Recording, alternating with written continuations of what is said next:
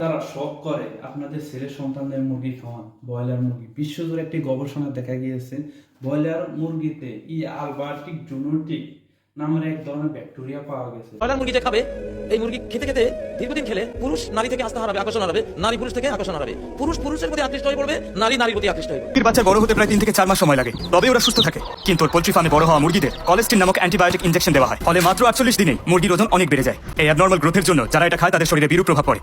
বিশেষ করে যদি বাচ্চা মেয়েরা খায়, তাহলে 10 বছরেই তাদের শরীরে যৌবনের লক্ষণ দেখা দিতে শুরু করে। ফলে মেয়েদের ঋতুচক্রে খারাপ প্রভাব পড়ে। তারপর ধীরে ধীরে রোগ বাড়তে শুরু করে, আর ইউট্রাস ক্যান্সার দেখা দেয়। এই ক্যান্সার কোনো অসুখ নয়, বরং ব্যবসা।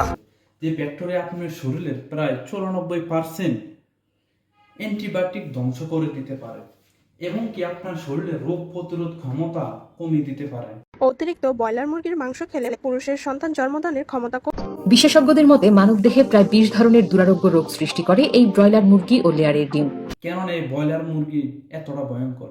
যদি আপনি ছোট ছোট বাচ্চাদেরকে খাওয়ান, তো ছেলে মেয়েদেরকে খাওয়ান, যাদের বেশিরভাগ প্রভাব পড়বে মেয়েদের ক্ষেত্রে। তাদের বয়স কিন্তু দেখা যায় আপনার কম, তাদেরকে প্রাপ্ত বয়সের মতো দেখা যাবে।